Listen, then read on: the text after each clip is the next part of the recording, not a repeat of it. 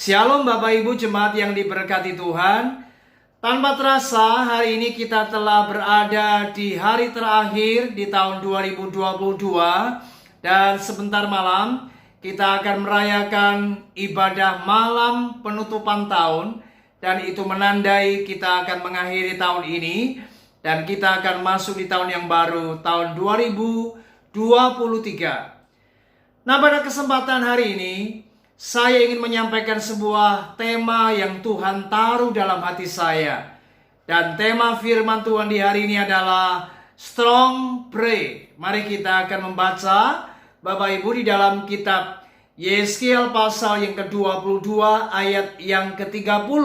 Demikian bunyi kebenaran firman Tuhan. Aku mencari di tengah-tengah mereka seorang yang hendak mendirikan tembok atau yang mempertahankan negeri itu di hadapanku, supaya jangan kumusnahkan, tetapi aku tidak menemuinya. Bapak Ibu jemaat yang saya kasihi, pada zaman itu bangsa Yehuda, umat Allah, benar-benar mengalami sebuah keadaan yang mengerikan. Terjadi kebobrokan moral di antara para pemimpin. Bahkan terjadi tindak kejahatan. Dan umat Allah benar-benar mengalami kehancuran.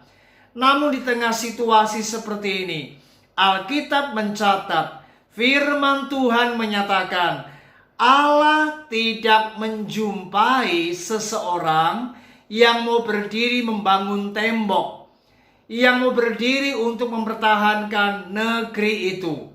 Dengan kata lain, tidak ada seorang pun yang mau peduli, bahkan mau berdiri untuk menjadi pendoa, menjadi juru syafaat di hadapan Tuhan.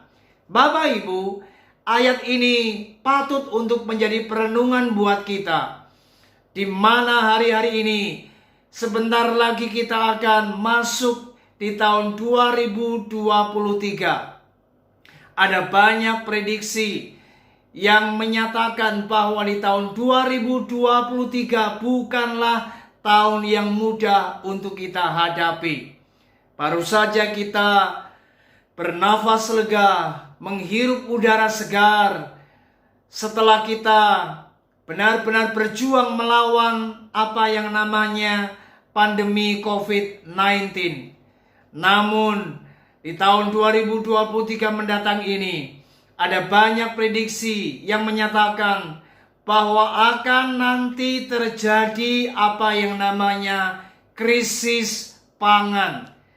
Akan terjadi apa yang namanya krisis energi. Karena hal ini benar-benar bukan perkara yang mudah, bukan perkara yang main-main. Karena sudah ada data yang menunjukkan ada beberapa negara yang hari-hari ini mengalami krisis pangan.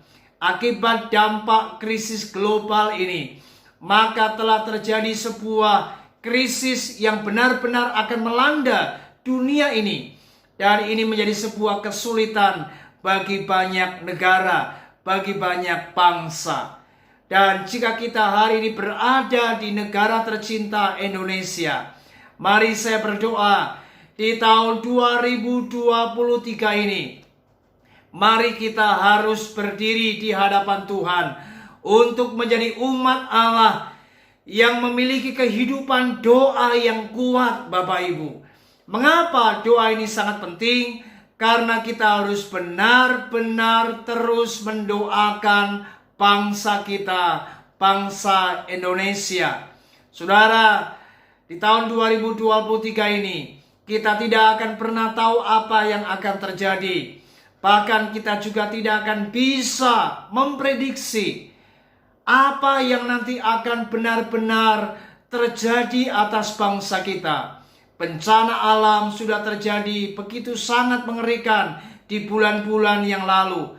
Kita tidak akan pernah tahu apakah nanti tahun 2023 akan terjadi bencana, akan terjadi apa yang namanya sebuah gejolak, atau akan ada apa yang namanya krisis pangan kita tidak akan pernah tahu. Namun yang pasti di tahun 2023 kita benar-benar harus waspada akan terjadi apa yang namanya perubahan iklim yang begitu sangat ekstrim.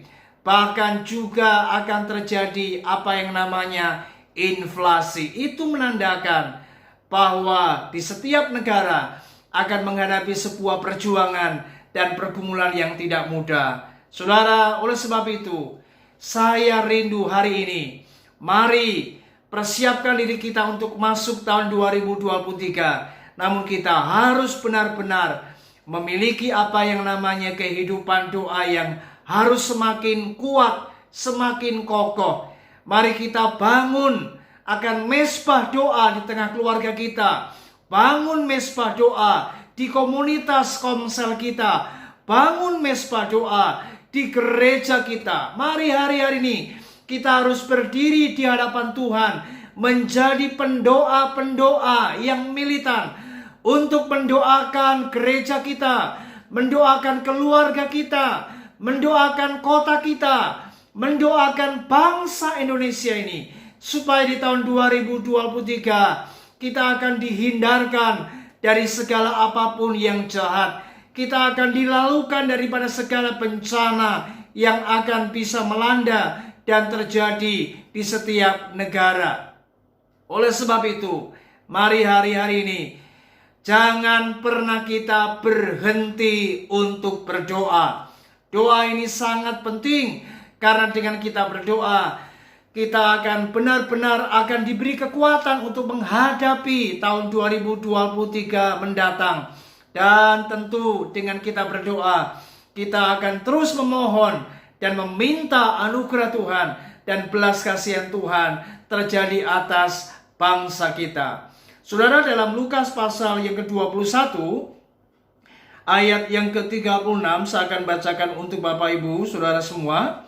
Lukas pasal 21, Saudara, kita akan membaca di ayat yang ke-36, dikatakan firman Tuhan,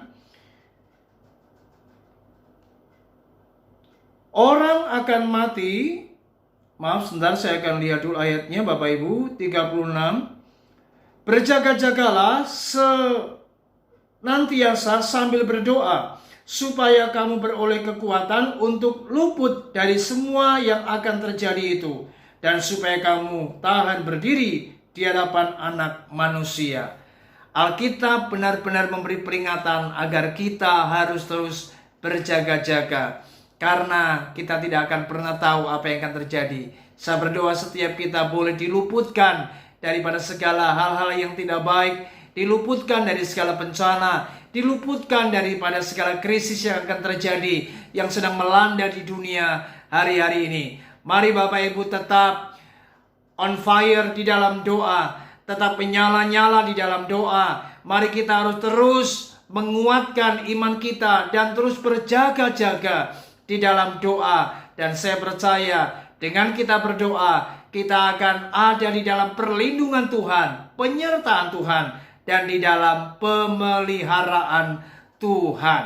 Kiranya renungan ini terus memotivasi kita untuk kita mari bergandeng tangan dan mari kita ajak rekan-rekan kita, anak-anak kita, keluarga kita, komunitas kita untuk kita terus berdoa makin hari makin kuat di hadapan Tuhan. Selamat tahun baru, selamat memasuki tahun 2023. Tuhan Yesus memberkati kita semua. Shalom.